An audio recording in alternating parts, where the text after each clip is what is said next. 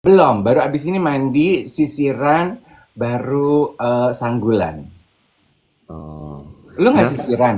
Kenapa? Kan biar adil. Penyiar yang baik itu penyiar yang pingpong, ditanya dan juga bertanya. Itu nggak salah, tapi juga kadang-kadang penyiar yang baik tuh harus tahu konteks. Oh, gitu. Iya, jadi bukan ngebeo gitu. Ya, Hmm. kalau Oh, temennya enggak. nanya sisiran, balik nanya sisiran tuh mesti lihat dulu bentar. Temen gue nih ada rambutnya nggak ya? Oh nggak ada, berarti jangan tanya sisiran gitu. Loh. Iya, tapi kan bisa sisiran halu. Gitu. Rambut goib, yes. Rambut goib. Karena kemarin ada pendengar siaran pagi ngirimin gue video.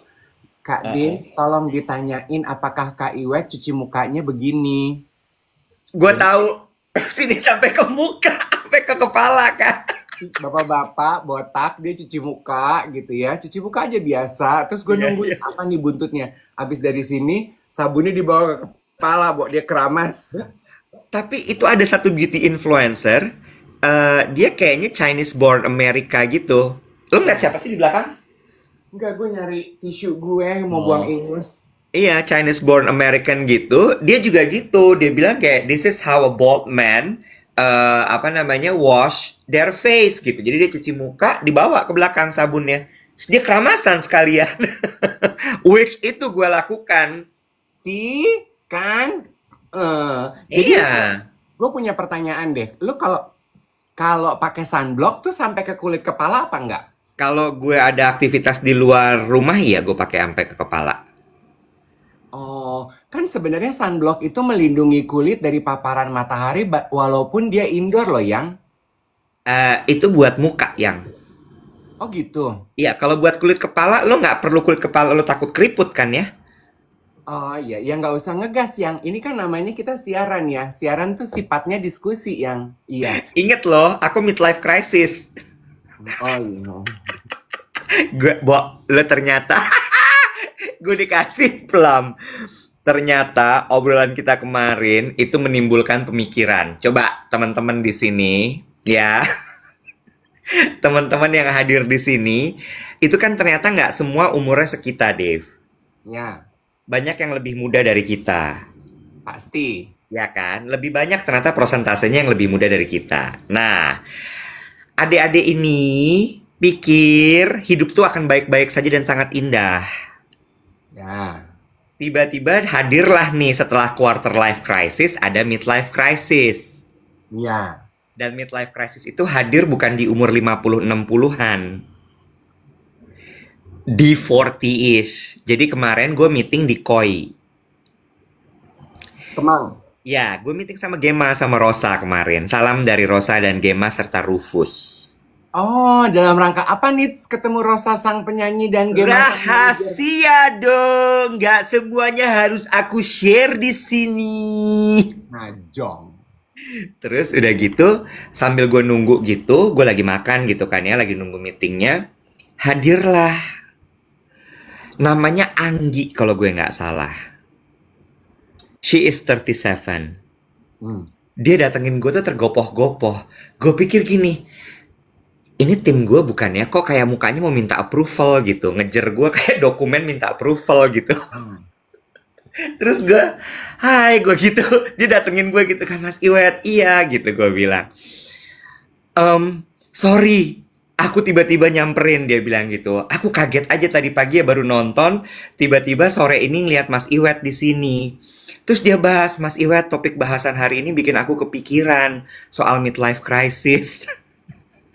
Terus gue gini, hah? Kenapa? Gue bilang gitu.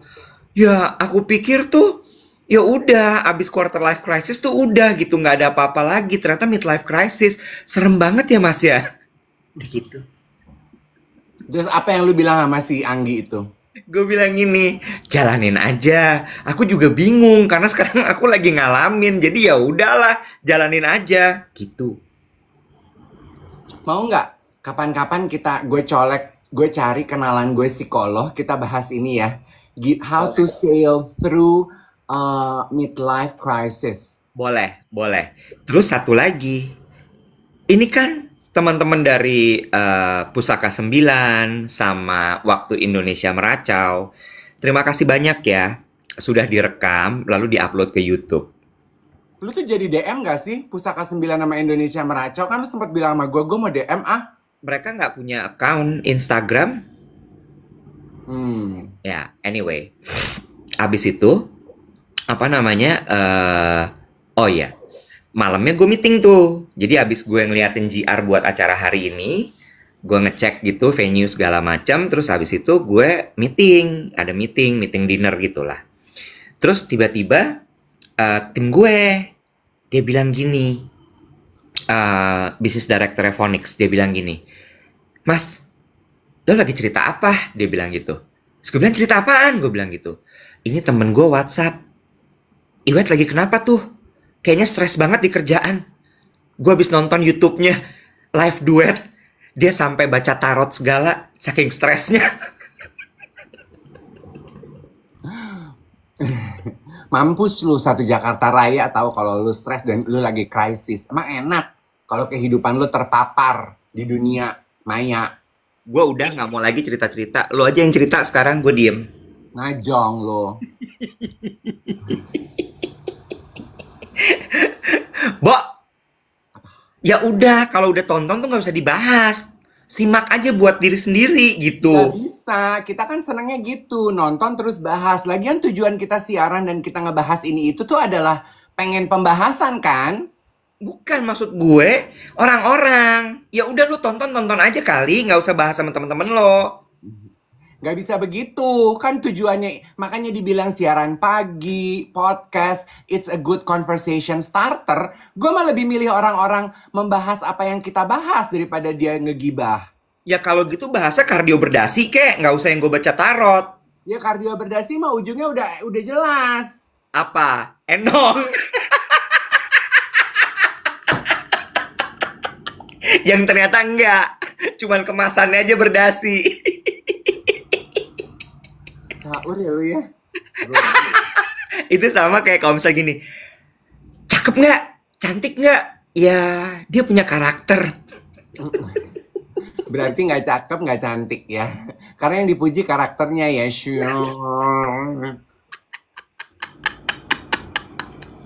Gitu kan? Iya, betul. Lo menjawab, enong nggak? Ya, packaging tuh ya, Bo ya. Itu cara ngeles alus ya. Cara ngeles alus ya. Terus kita tuh harus pinter-pinter loh membaca orang cara ngeles halus. Misalnya lu lagi sales pitch. Jadi gimana Pak kira-kira memungkinkan nggak kalau kita bekerja sama in the near future? Ada possibilities, tapi saya harus rundingkan dengan tim saya. Ayo itu berarti enggak, Beb. Iya benar. Terus lo tapi ada kan Pak possibility-nya? Enggak, Beb. Udah. Stop pushing, Beb. Udah terima aja, Beb. Move on aja, Beb. Ya. Kurang sensitif. Jadi ada cerita apa kemarin? Kemarin gue menghadiri eventnya Pola. Terus gue mau menyapa teman-teman dari Lux Asia. Kan perusahaan, apa sih namanya? Kan itu brand. Brand ada perusahaannya di atasnya. Dia itu distributornya namanya Lux Asia. Nah, Lux Asia itu terus timnya yang menyambut kita di event itu bilang, aku suka nontonin loh siaran pagi. Kalau nggak keburu, aku nonton di YouTube-nya gitu. Nah, itu pecah banget sih Kak ngebahas mengenai ani-ani. Kenapa kalau lu itu orang nanyanya midlife crisis, tapi kenapa kalau gue itu orang nanyanya ani-ani, kardio berdasi, kayaknya tuh komuk gue tuh lekat dengan kehidupan lendir ya. Ini juga yang kemarin dibahas sama Gemma sama Rosa. Jadi kan gue habis bahas sama Rosa kan gini kayaknya gini ya gini. Terus dia bilang gini, aduh iya coba nanti lo bahas sama Dave gitu kan ya. Terus Gemma bilang gini, salah. Ini mah nanti Dave cuman iya nggak kasih pendapat apa-apa Dave. Sialan lo. Gue juga bisa tahu bahas yang susah-susah. Rosa ngajak ketemuan tuh sama Gemma. Ayo atuh diatur. Iya, dia bilang gini, ih Manisono, ingat ya kangen, kangen. Oh, Menisono gitu dia bilang. Ingat ya zaman dulu kita roadshow dari panggung ke panggung dia bilang gitu. Ih, iya bener. Terus ngebahas soal apa namanya attitude artis senior sama hmm, yang anak-anak baru. Ya, gimana dia tuh? bilang. Coba di spill, coba di spill. Jadi dia bilang gini, Rosa itu kan perbatasan ya, Bo, antara yang Titi, Mbak Titi, Mama Ute, Mimi Kade, terus Rosa kan, Mm-mm. ya kan? Abis Rosa tuh sebenarnya di antaranya Rosa tuh ada ya ada beberapa penyanyi penyanyi lain, gue nggak akan sebut karena nggak enak. Terus Hmm. baru abis Rosa sebenarnya ada Andin, tapi Andin tuh kan kayak jazz gitu kan ya, jadi nggak masuk tuh ke diva-diva pop ini gitu. Hmm. Terus festival gitu kalau Andin kan ya. Kenapa sih, Bo? Gue salah ngomong ya. Enggak. Kak Iwet midlife crisis, Kak Dave midnight crisis. Bener. Itu ada topiknya nanti ya.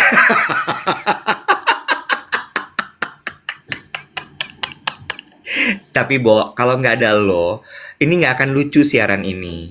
Gue Ah! serius. Mau dimamam gue. Lanjut ya. Hmm. Terus udah gitu di bawahnya Ocha tuh ada lagi kayak Yaya, Raisa, Hmm. ya kan? Terus kemudian siapa lagi tuh?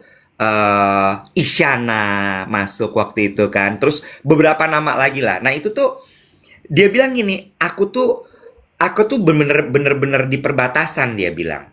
Jadi yang masih unggah-ungguh sama Mbak Titi, Mama Ute, Mimi Kade, yang masih dengerin semua petuahnya mereka, Ocha tuh males dandan kan. Mm-mm. Sementara Mimi tuh selalu ketemu dia gini, Ocha, Mbok kamu tuh lipstikan, Hmm. kamu tuh dilihat orang. Hmm. Dia bilang gitu sampai gue sekarang ya kalau ketemu Mimi gue suka takut. Kalau Kalau nggak, iya, lu tahu KD kan ya, Bo ya. KD itu kan mau flight jam 5 pagi, jam 4 pagi dia udah on. mm-mm. Terbang Jakarta Los Angeles dia udah bisa pakai setup make up dan rambutnya untuk manggung. Mm-mm. Gitu kan. Dia bilang orang tuh bayar kamu, mengharapkan kamu tuh bener-bener paripurna di atas panggung dan kehidupan sehari-hari. Hmm. Dia bilang sementara gue jagain banget begitu ke bawah gue ngeliat kok santai banget nih adik-adik ya. Iya. Ya, kayak Lilek abis dari banget, mall manggung dia. lilek banget, lilek banget. Gila banget nih mereka gitu. Iya. Tapi dari penggalan cerita Rosa itu ya, itu menggambarkan gitu ya, Iwet, bahwa kayaknya nggak cuma dalam dunia hiburan aja. Kita tuh bercermin kepada generasi di atas kita Betul. dalam melakukan pekerjaan kita. Gue udah pernah Yes. bahas tuh di kolom Diary Dave di Ya, Harper's Bazaar. Bagaimana generasi millennials dan Z itu kebetulan yang gue bahas adalah dalam berbahasa dan berkomunikasi. ya, Generasi yang sangat casual kan. Mereka tuh udah tidak menghapus batasan formal ya, gitu. Jadi mereka tuh memang senengnya tuh casual aja gitu dalam berinteraksi, ya kan? ya, Itu sebabnya digital star itu lebih relatable karena mereka merepresentasi diri mereka itu very casual kan. ya, ya, Apa adanya, belum mandi, ngomong gue elo, serabutan, aku kamu, nggak ada batasan gitu. ya, Tapi akhirnya kemudian generasi muda ini jadi tidak memiliki skill untuk dapat berbahasa dan berkomunikasi formal, Nek. ya, Karena emang nggak terasah, ya, karena emang nggak terpakai gitu. Gini deh, berapa banyak teman-teman sekalian anak-anak muda nih, generasi milenial, generasi Z, yang masih suka nonton siaran berita. Meniru bagaimana cara pembaca berita berbicara. Udah nggak ya, ada kan? Iya ya, kan? Itu ya, kan cara komunikasi formal. Yang ada jadi kayak kikuk budaya gitu loh, Web. ya, Generasi milenial dan generasi Z ini di lingkungan pekerjaan, ketika mereka harus berkomunikasi dengan generasi yang di atas, yang boomers, yang X gitu. They don't know how to put themselves. Kayak bingung gitu harus berkomunikasi. Dengan yang nyata-nyata Bapak manggilnya aku kamu. ya, Dengan yang nyata-nyata senior manggilnya aku kamu. ya, Terus mau manggil kakak ya. Lah dia jelas-jelas seumur bapak lu ya panggil bapak. Dan dalam ranah formal nggak bisa aku kamu gitu ya, loh. ya, ya, Jadi Gue tuh membahas karena ada surveinya juga banyak yang melihat dan meneliti gitu. Sebenarnya not purely kesalahan generasi milenial dan Z, tapi karena memang generasi yang di atasnya yang nggak ngajarin gitu, Nek. Nah, ini Ria Hadi Wiguno bilang, wah PR nih, untuk ajarin anakku berkomunikasi secara formal. Mungkin bukan hanya berkomunikasi secara formal, tapi juga si anak memahami dan mengerti di mana dia harus formal, di mana dia harus rileks. That's it. That's it. Iya, iya, iya, setuju gue, setuju, setuju, Gitu. setuju, setuju. Maksudku itu tuh adalah tugas kita gitu ya sebagai generasi yang sudah senior dan berumur. Memang perlu loh, apalagi dalam dunia pekerjaannya Iwet, untuk bisa membedakan how to go casual dan mana yang mempertahankan formalitas gitu. Supaya kita bisa jadi generasi yang agile gitu. Bisa ngobrol formal, bisa ngobrol casual. Nggak semua loh bisa diajak ngobrol casual. Bener nggak? Apalagi Betul. zaman sekarang. Sekarang kan orang pukul rata tuh. Bapak, ibu dipanggilnya apa? Kakak. Iya. Dulu gue inget ya kalau di keluarga gue, my big fat Padang family. Jadi kan kita dulu tuh kalau setiap weekend tuh kumpul di rumah kakek nenek gue. Mm-mm. Nah, kegiatannya itu adalah jadi biasanya kita datang tuh mulai dari sore gitu jam jam 4 tuh mulai berdatangan, jam 5 terus jam 7 kita dinner. Makan malam meja panjang gitu, Bo. Mm-mm. Cucu semua anak tuh kumpul di situ. Nah, kegiatan setelah itu adalah diskusi. Mm. Jadi selalu tuh kakek gue melempar sebuah topik gitu. Mm-mm. Dan topiknya lumayan berat. Nah, di situ tuh kita dibiasakan anak cucu ini untuk bisa mengomentari dan mengeluarkan pendapatnya. Mm. Nah, di situ gue dilatih tuh untuk bisa mengartikulasi em, apa namanya pikiran gue, pendapat gue, tapi dengan tutur, Mm-mm. dengan cara berbahasa yang baik karena gue mesti ngomong sama kakek gue, Mm-mm. yang adalah ya Bo, kakek gue sekolah Belanda gitu loh. Mm-mm. Jadi kan mesti yang bener-bener bahasanya tertutur, bahasanya mesti yang bagus. Sama om gue yang adalah cendikia. Mm. Itu kalau misalnya sampai lo salah mengartikulasikan point of view lo, bubar lo di situ, lo diserang. Iya. Nah itu ya, itu tuh adalah latihan untuk mengekspresikan pendapat lo Yes. tanpa menyinggung. Betul. Dan, Walaupun zaman itu emosi terus, Kak. iya pasti. Masih muda kan, nggak terima kalau pendapat saya nggak di warok gitu aku. Iya. Dan apa ya, latihan untuk mengekspresikan pendapat lo agar bisa diterima oleh semua kalangan yang mendengar. Jadi nggak Betul, cuma kalangan yang seumur lo aja, betul, tapi juga pendapat lo itu bisa di-value sama orang yang di atas lo. betul, betul, Gitu kan. betul. Ada yang bilang gini, tapi ada beberapa bapak ibu yang nggak mau dipanggil bapak ibu. That's a whole different ball game. Kalau gue tuh sangat merasa terhormat dipanggil bapak dan ibu. Iya, Gue tuh seneng gitu. Pak, Bu, gitu. Itu tuh udah panggilan paling cakep dari bahasa Indonesia. Gue agak risih kalau yang seumuran ponakan gue manggil gue kakak. Gue gini, gue tuh umurnya jauh banget dari lu, Jack. duh berat nih. Kenapa yang? Kenapa? Ntar begitu di acara, Naura, Neona panggil lo om bener sih nanti. Ya iya sih emang. Iya.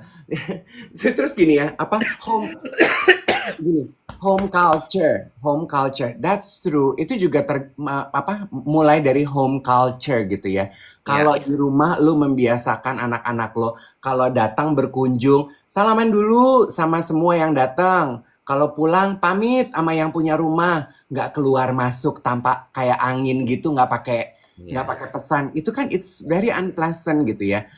iya, iya. Gue jadi ngeh sih. Kenapa?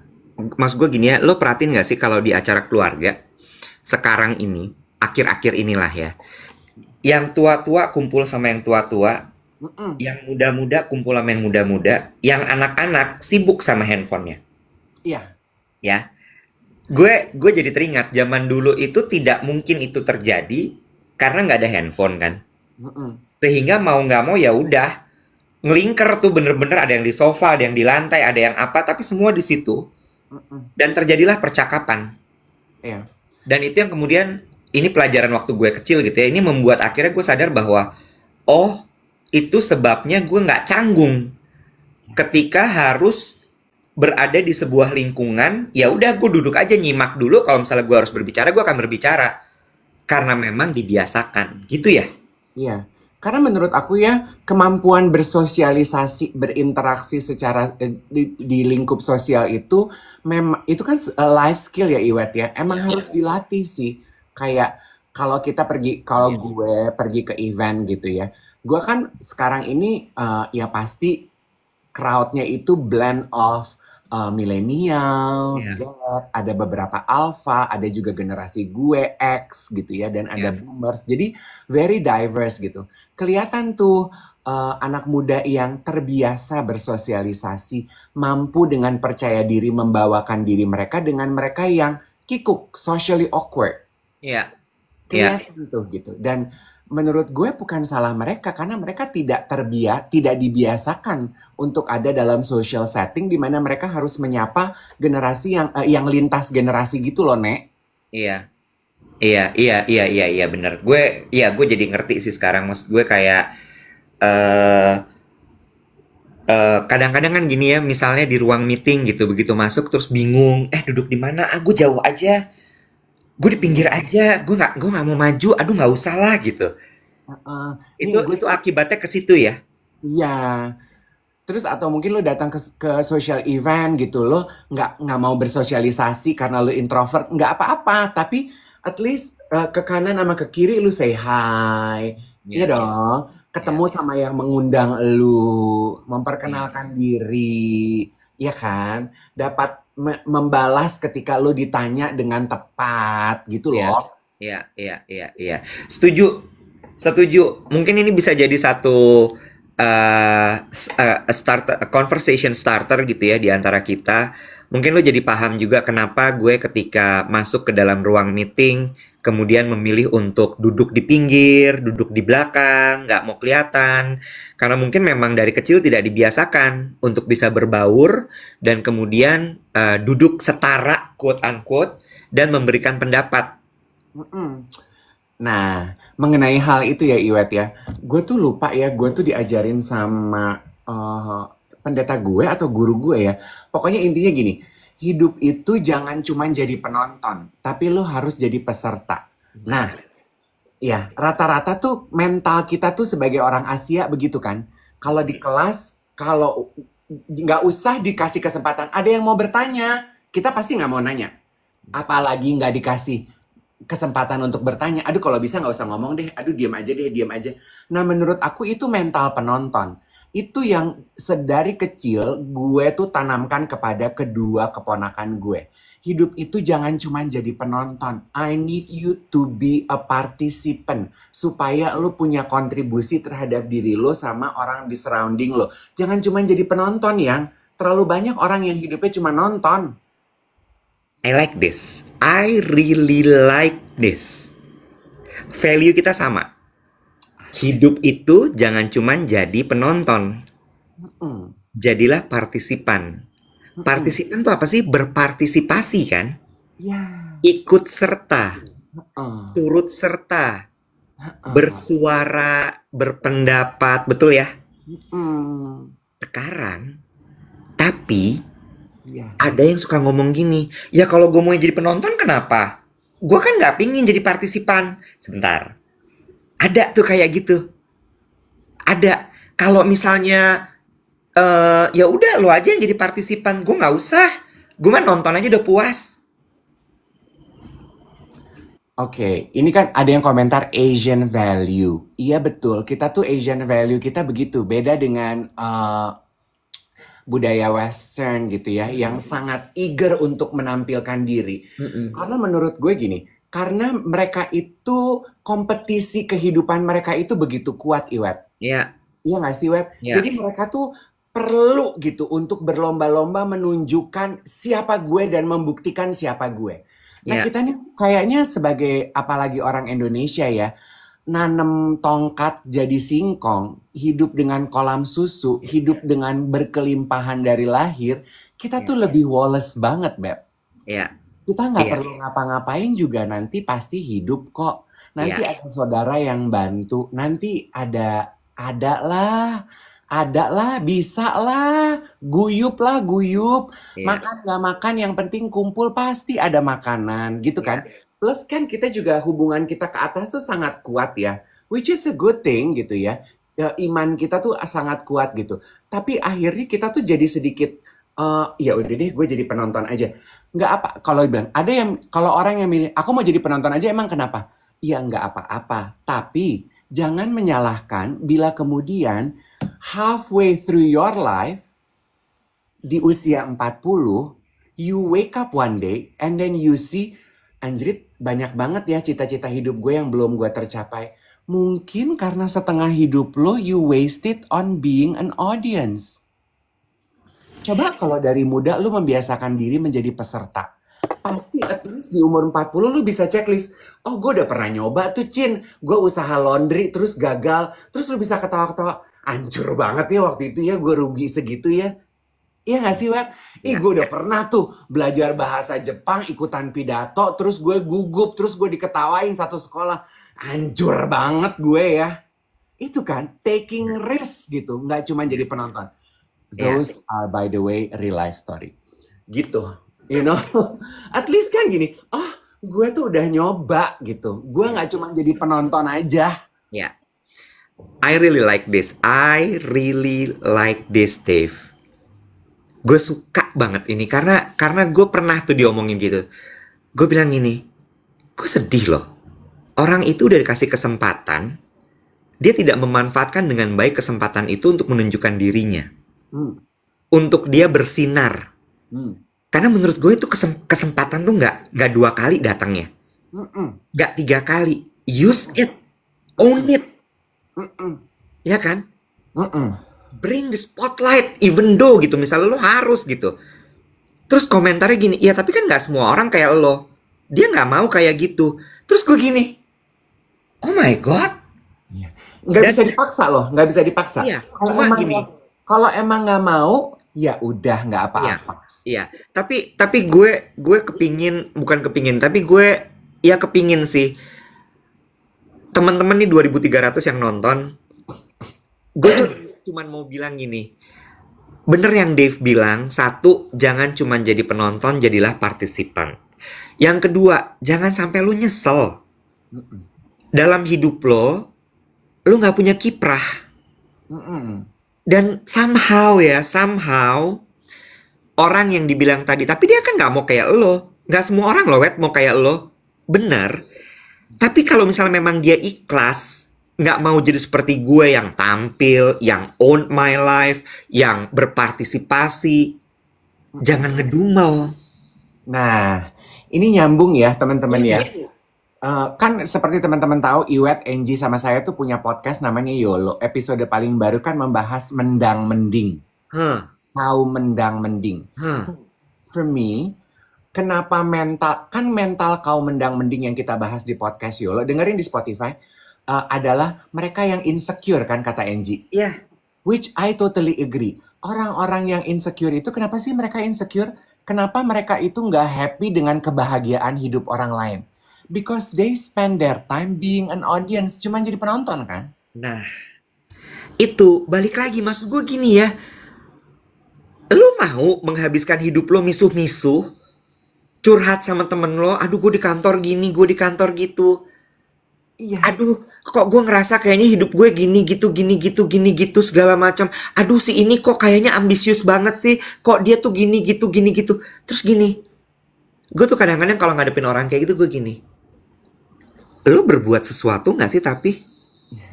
Atau lo jangan-jangan cuman ngeluh aja karena lo jadi penonton? iya. Pilihan hidup ya, kalau Iwet bilang ini, ada orang yang memang mungkin hidupnya cuma pengen jadi penonton. Boleh, tapi jangan terus menyesal, terus membandingkan diri, terus lu nggak bisa bahagia dengan kesuksesan orang lain. At least you can do, lu terima aja konsekuensinya. Emang lu memilih jadi penonton, jadi zip it. Komentar, mending begini, mending begitu. Atau jari lu yang sibuk menjatuhkan orang lain di setiap postingan kesuksesan orang lain. Darling, zip it. Dia kerja, lu nonton. Nah, gue nyambung lagi nih. Gue nyambung lagi gitu. Bener yang Dave bilang, boleh. Boleh kalau misalnya memang lu memilih untuk jadi penonton. Tapi jadilah penonton yang tertib. Hmm. Ya, penonton yang tertib itu satu, nggak ngomongin di belakang. Hmm. Penonton yang tertib itu dua, nggak bikin WhatsApp grup. Untuk ngomongin orang-orang yang jadi partisipan itu. Ya, bener nggak? Aduh itu susah ya. Ya, orang-orang yang tertib itu nggak nge-share postingan orang yang berpartisipasi itu dalam hidupnya ke teman-teman di WhatsApp grup. Untuk dibully rame-rame dalam WhatsApp grup. Kalau misalnya bisa menjadi penonton yang tertib, gue acung jempol juga. Mm-mm. Lo artinya sudah memilih dan berkonsekuensi Mm-mm. dengan pilihan lo. Mm-mm. Tapi kalau lo memilih untuk jadi penonton, tapi lo ngedumel, lo ngomongin di belakang, lo gang up di WhatsApp group, Hmm. lo nge-share kontennya orang itu untuk diomong-omongin, then you're not happy with your life and you are insecure. Go Iya. grab your life and be a participant. Start from now. Iya, sayang aja sih, hidup itu cuman sekali. Lu yakin lu mau menghabiskan hidup lu being bitter, being sebel sama orang yang Yeah. sukses, sama orang yang bahagia. Lah, Yes. orang yang sukses sama bahagia itu mereka melakukan, they are doing their part to earn the happiness. Yes. Ya, ya nggak Yes. sih yang? Yes, bener. Dan satu lagi, orang yang memang mau berpartisipasi dalam hidup, orang yang memilih untuk menjadi participant instead of audience, memang kadang-kadang suka kelihatannya seradak seruduk. Iya, gue juga pengen pengen nyentil sedikit mengenai mental itu tuh ya. Mental gang up itu loh. Mm-mm. Ya, Kejap, gue boleh ambil susu nggak? oh boleh boleh, silakan silakan. Sambil gue Kalau gue menyapa. pipis boleh nggak? Di lobby apa di unit lo? Unit lo punya kamar mandi kan? Kok cuma nanya gitu aja ngegas? Santai. Gini ya temen-temen. Sampai ada yang DM ke gue semalam. Pengen tahu deh, Mas Dave. Apa tuh? Itu si Mas Iwet kalau minum di cangkir awan yang pakai bunyi-bunyi itu apa sih? Gue Emang gini, segitu penasarannya? pengen lihat apa sih? Gue gini, kopi aja, Bo. Itu tuh kopi aja. Cuman bikinnya aja kayaknya riweh gitu. Dia kan kayak penuh tata cara gitu. Kalau perlu tuh ada tari-tarian dulu sebelum dia bikin kopi gitu. Dia tuh seneng ritual-ritual gitu Iya. loh. Gitu. Iya, gue tuh banci ritual. Gue tuh banci ritual seada-adanya. Gue seneng ritual. Gue seneng tuh yang diawali dengan buka susu, masukin kapsul kopi. Nah, itu di belakang kalau bisa tuh ada yang gini-gini. Padahal itu mah kopi susu aja. Kopi susu aja, iya bener. Kopi Ya susu, kan? simple kopi aja, Beb. Kopi aja, kopi gitu. Oh. Gini, gue tuh mau bahas mengenai mental gang up gitu loh, Iwet. Ya, Kayaknya I think kita tuh seneng banget begitu ya, nge-gang up gitu. Contoh misalnya ya, iya. part of budaya cancel culture itu juga menurut gue ada sedikit gang up-nya nggak sih? Iya, itu gang up. Itu gang up. Gang up ya, Wet ya? Gang up. Ada postingan video viral. Lo belum tahu 100% duduk perkaranya. Lo udah 1-2 orang mulai memberikan komentar mencibir. Nggak bener tuh apa yang dia lakukan. Yang lain langsung serta-merta ikut serta nge-gang up dan membuli dan menjatuhkan oknum tersebut. Ya. Ya, itu tuh gang up loh. Terus kemarin gue ngeliat gue ngeliat postingan berita, lo lihat nggak sih? Ada ini, please have an open mind. Terlepas dari apa yang dilakukan benar atau salah, oke? Ya. Ada sepasang muda-mudi di Bandung di parkiran mall. Mereka dicurigai bermesraan di dalam mobil. Kabur. Ya, kabur. Potongan video di akun berita itu adalah mobilnya ngebut turun, dikejar oleh begitu banyak laki-laki, semua berteriak, tangkap, apaan tuh gitu. You know, my point is this. Lu memang tahu apa yang dia lakukan sampai akhirnya lu berlomba-lomba ikut serta mengejar dan menakut-nakuti orang itu. Belum tentu lu tahu kan? Iya nggak, apa nggak sih, Iwet? Iya. Kenapa Iwet violation Iwet content hateful speech? Gue Kenapa? ngomong apa? Iya nggak tahu. Udah oke. Terus? Ya, terus nih kejadian sama temen gue. Oke. Ini juga pasti teman-teman bisa relate. I'm sorry if it offend some of you. Temen gue kakaknya perempuan. Nyetir mobil. Ya. Oke. Di perempatan, mobilnya, of course ini cerita klasik, diserempet, disenggol motor. Motor terjatuh. Being perempuan yang cukup bertanggung jawab, dia keluar mencoba menyelesaikannya. Hal pertama yang orang-orang lakukan di sekitar situ apa? Teriak. Teriak, berkerumun, bergerombol, nggak tahu posisi kecelakaannya seperti apa, menyalahkan sang pengemudi mobil. Sampai di situ aja menurut gue itu udah gang up loh. Iya. Lu tuh nggak tahu bener apa salahnya. Kenapa sih menggunakan kekuatan massal?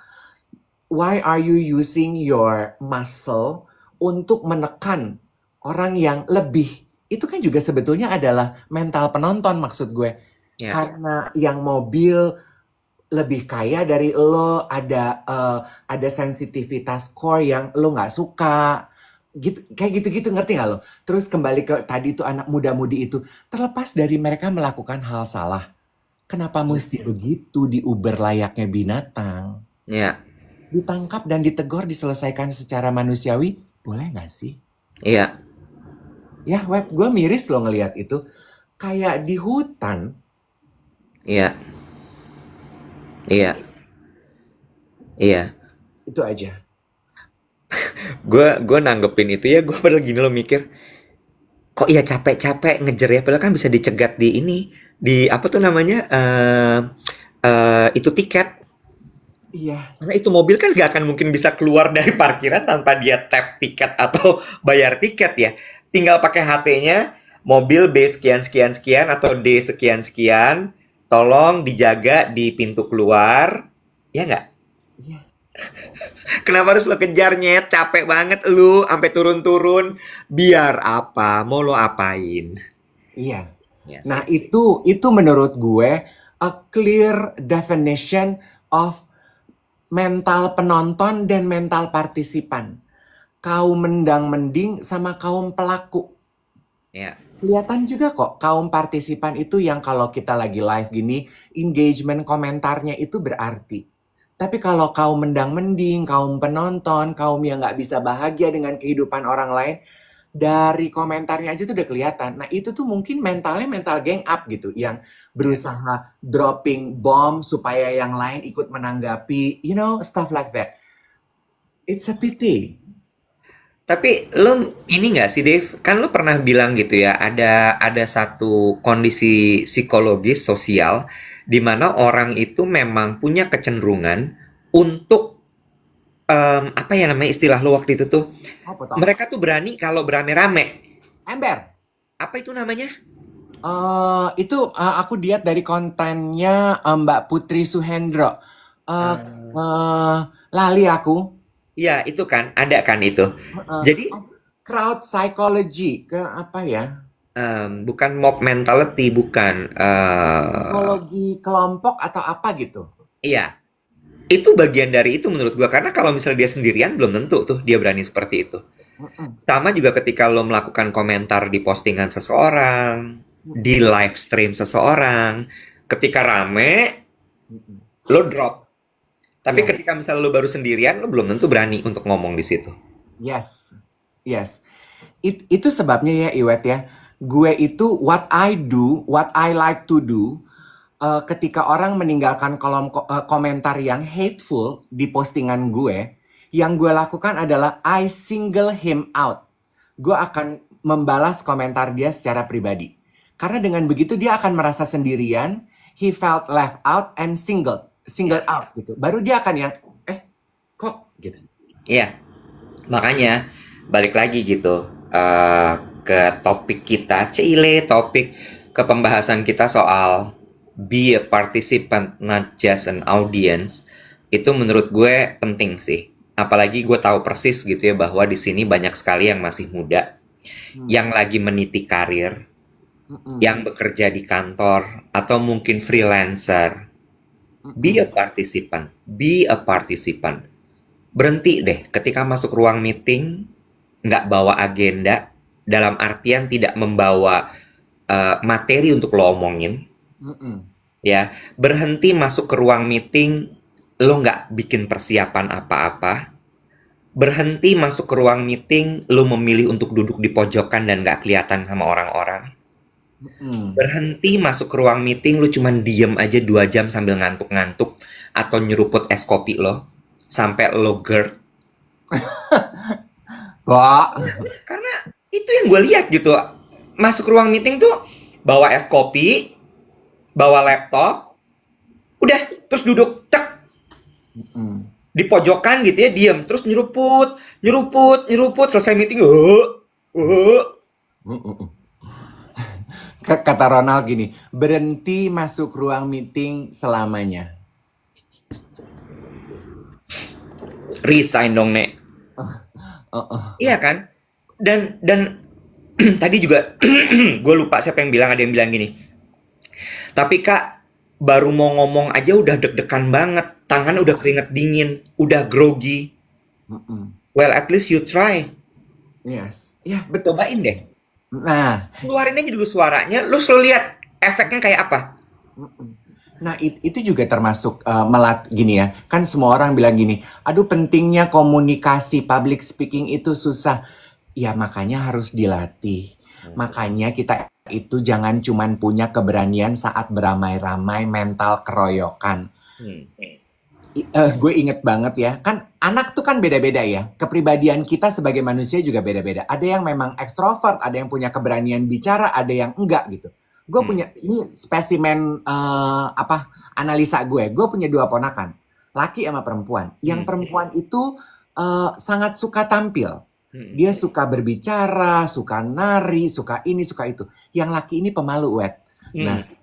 ada satu kisah klasik yang kita ceritain berulang-ulang kalau lagi kumpul keluarga. Waktu dia TK, kan anak-anak TK juga udah mulai diajarin presentasi. Ya, Suruh bikin daur ulang, project daur ulang. ya. Terus dia memilih untuk membuat baju dari koran. Oke. Dia bikin rompi. Nah, abis itu besokannya dia harus presentasi di kelas. Rompinya dipakai, terus memperkenalkan diri 2-3 kalimat. Udah latihan keringet dingin sampai mules sampai diare, latihan sama orang tuanya sama adik gue si Lala. Hi everyone, pengennya gitu tuh kalimat yang dilatih. Nama aku Ethan. Aku hari ini membuat rompi dari koran. Ya. Bagus ya, koran bekas jangan dibuang. Udah sampai di situ. Tapi karena dia kan gugupan gitu ya, aduh nggak bisa, nggak bisa. Terus kan nggak bisa Ethan harus belajar. Aku nggak masuk aja boleh nggak? Mental penonton. Aku diare, nggak bisa sayang. Harus. Aku by WhatsApp aja boleh nggak? Text message aja chatnya. Nggak bisa. You need to speak in front of the class. Long story short, dia belajar menaklukkan rasa gugupnya dia. Dia berdiri, maknya nonton di belakang kelas sambil ikut gugup. Hi everyone, my name is Ethan. Pakai bahasa Indonesia, sorry. Halo semuanya, nama aku Ethan. Aku membuat rompi mulus dari karon. Balik. Koran. Dia kata karon. Dari karon. Terus kan semua ketawa ya Iwet ya. Terus kan dia kan jadi makin gugup dong diketawain. Terima kasih. Terus dia turun, dia lari. Aku pengen ke belakang gitu. Tapi pengalaman itu from that very beginning, from that very experience, setiap kali dia mesti presentasi, kita tuh bercanda-bercanda. Remember Ethan, koran not karon. Terus dia ketawa, iya. Tapi at least he conquer his demon dan dia belajar gitu. Iya kan? Jadi ngomong di meeting, mengungkapkan ide nggak gampang. Tapi harus belajar, Beb. Iya, kalau nggak mulai nggak akan tahu. Dan semua orang harus salah. Ingat, deterjen zaman dulu bilang, kotor itu baik, berani kotor. Iya. Karena itu bagian dari pelajaran kan? Heeh. Jadi ya balik lagi tuh, menurut gue udahlah berhenti yuk jadi penonton, mari kita menjadi partisipan. Ya, jangan langsung loncat dari penonton jadi penampil. Itu lebih berat lagi, beda lagi tuh, Heeh. ya. Gue balikin deh gini, kalau lu sangat suka sekali menggunakan kata mendang-mending, lah mendingan Ethan yang nyoba terus salah daripada lu cuman duduk sama ketawa doang, Iya, daripada lu cuman duduk sama komentar doang. iya, Mendingan dia nyobain tapi gagal nggak sih? iya. CEO Uni bilang gini, salah satu metode pelajaran paling baik adalah belajar dari kesalahan, nggak sih? Setuju. Mm-mm. Setuju banget. Kalau lo nggak salah, lo nggak akan tahu gitu bahwa oh yang kayak gini tuh salah toh ternyata. Vita Malahayati. Nah itu, how to conquer our demon. That's the hardest thing. You know what? The only way to conquer your demon is face it. Face it. Kadang-kadang ya, lo harus adepin dulu untuk tahu bahwa ini harus diapain. Tapi kalau nggak lo adepin, lo nggak akan tahu ini mesti diapain. Iya.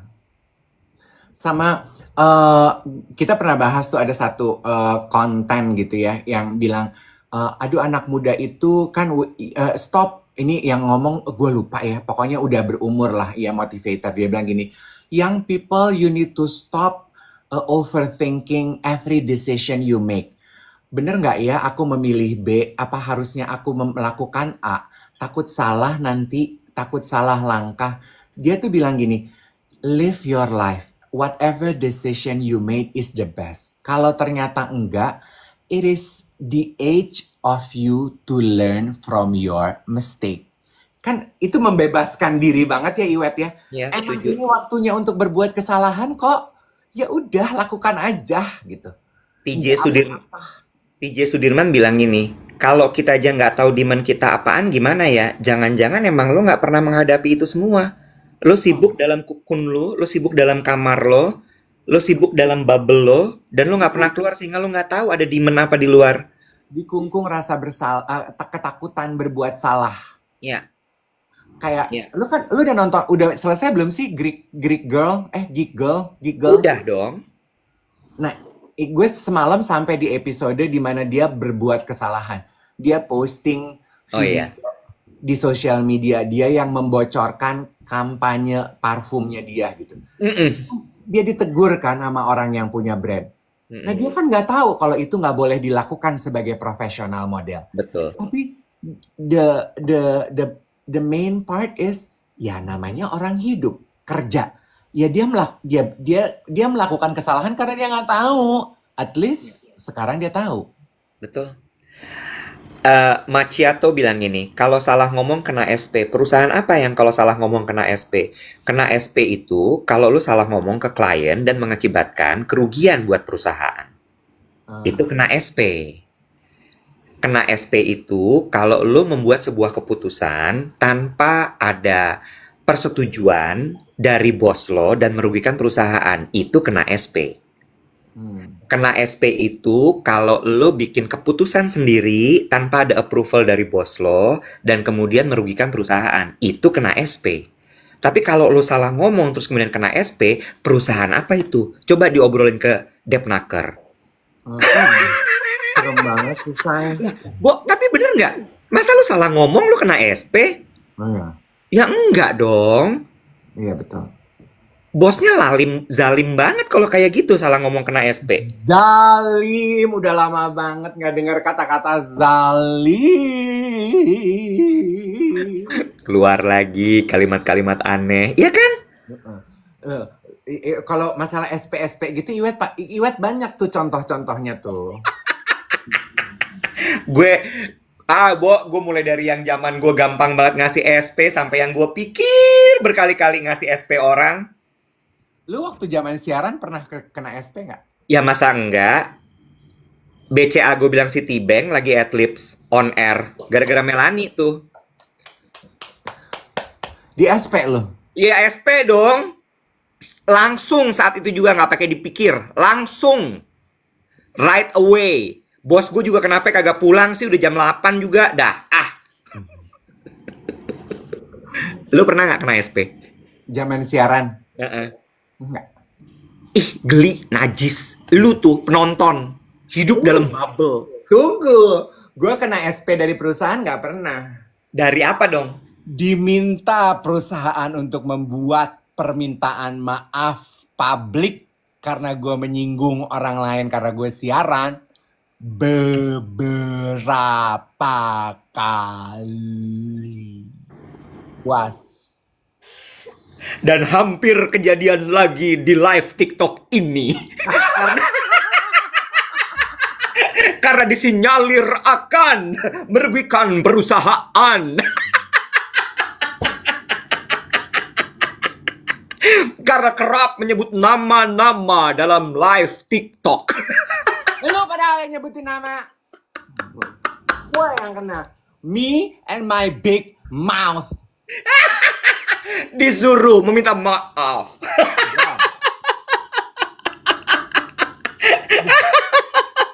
See, the point is, lihat kita berdua. Lu pikir kita sempurna? Kagak, Nek. Kita tuh belajar dari pengalaman kita, dari kesalahan kita. Gila, kesalahan itu hancur banget. Kue cucur anget-anget, hancur banget, tau gak lo? Nih, ini udah pernah gue ceritain di podcast. Bicara mengenai, aduh, gue tuh I made so many mistake in my life, so many. Ini udah pernah gue ceritain di podcast, inget nggak lo? Yang mana? Banyak banget cerita lo soalnya. Ya gue dengan ketololan gue.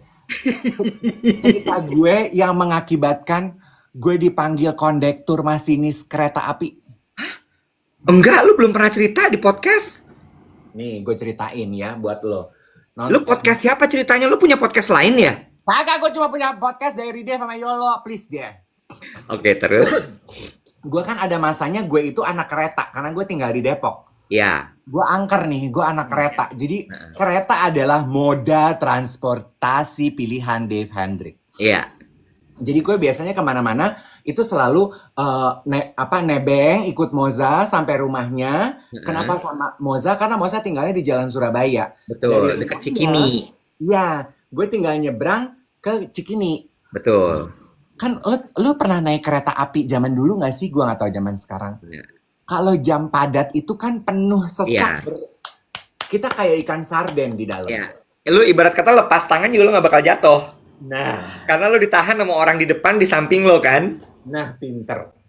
Terus jam pulang kantor, gue jadi sarden nih. Dia udah dempet-dempetan. Gue kan bawa backpack gue taruh di depan. Gue bawa buku, ya jadi tangan gue udah sibuk tuh ya. Jadi gue pikir, ya udah deh, gue nggak perlu pegangan toh juga gue ketahan sama orang lain. Terus tapi buku gue pindahin sini. Jadi gue standby gitu. Aduh, nyari pegangan. Kan kereta kan gitu. Jigijik. Tapi kan setiap stasiun dia akan berhenti ya. Ya, di setiap stasiun dia akan berhenti, Web, ya. Dia akan cit gitu. Nah kan tiap cit kan kita maju, begitu ngerem, yes, ke belakang gitu ya. Nah, di momen-momen itu tuh gue akan nyari pegangan gitu ya. Nah, gue masuk tuh dari pintu kereta. Dari pintu, gue terhimpit. Gue nyampe di gerbong paling belakang deket pintu antar gerbang. Ya, udah mau di Pondok Cina kalau nggak salah itu ya.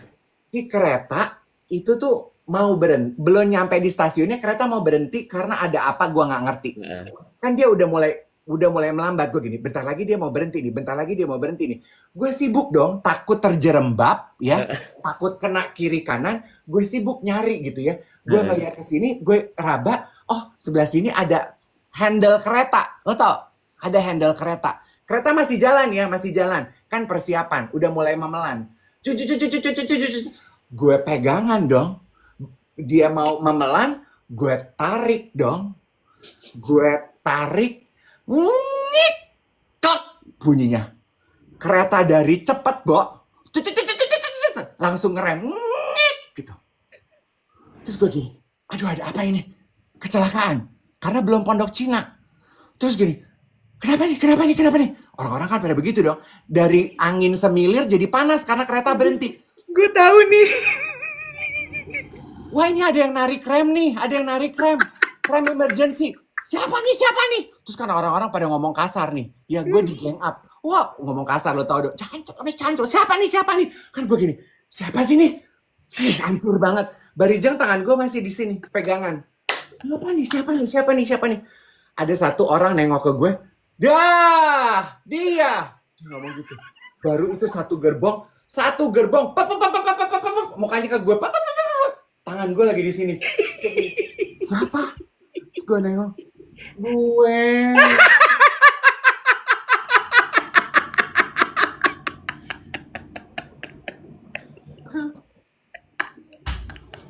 Ini beneran gak sih, Bo? Gue saking Lo komedik banget sih. saking gugupnya tangan gue nggak bisa lepas loh, Iwet. Gue gini, lepas dong nyet. Gue disamperin masinis, dibawa turun. Gue diturunin di Pondok Cina nih. Lo dianggap mencelakai. Bapak bisa baca nggak kalau itu tuh emergency brake? Saya bisa baca tapi nggak kelihatan.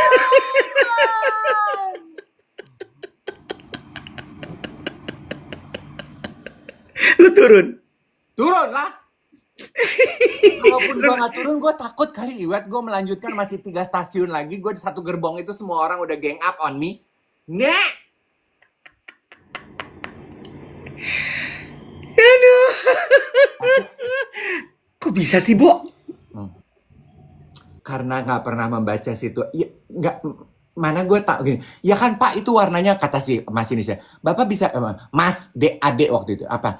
Kan itu handle-nya warnanya merah. Itu beda.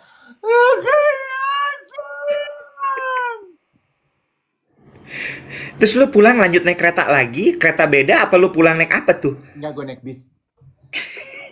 Yang nggak ada emergency remnya. Itu epic deh. Itu kesalahan. Gue udah pernah ceritain kayak gini. Lo nggak boleh duduk di emergency exit kalau di pesawat, berarti menurut gue sih.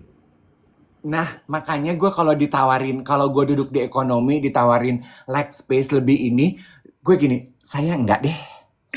Kenapa Pak? Ini roomnya lebih ini, nanti kita jelasin ini. Saya hamil, saya nggak bisa. Karena kalau lo gugup bisa lo buka itu pintu.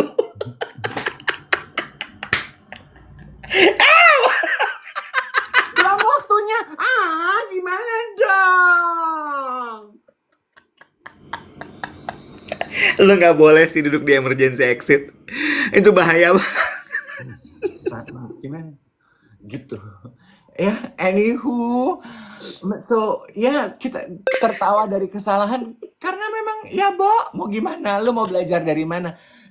Kalau dari kesalahan itu kan kita kayak nancep banget itu pelajarannya. Bener gak sih, Cin? Iya.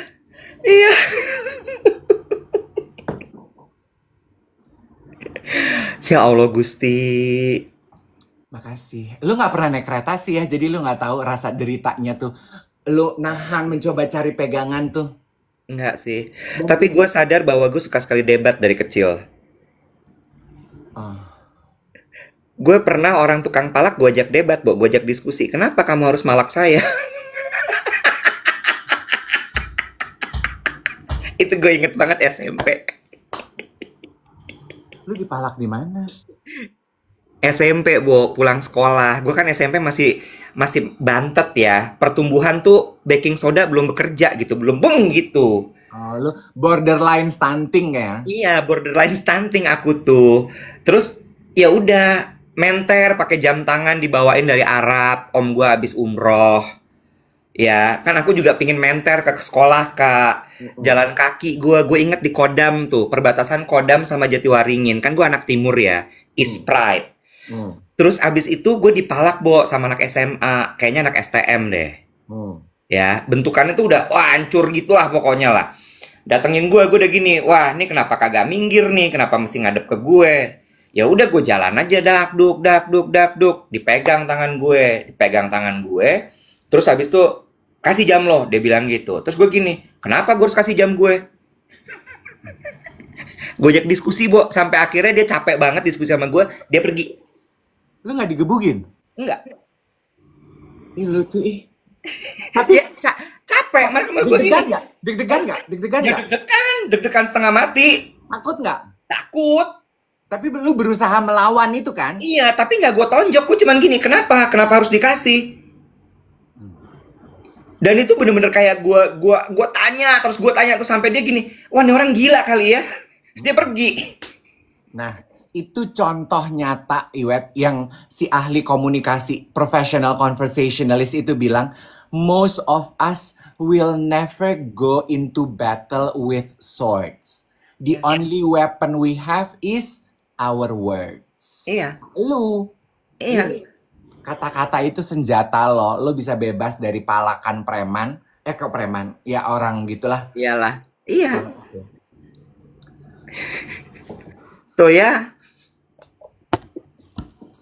Well, we love and we learn. I Kita know. ketawa dan kita belajar.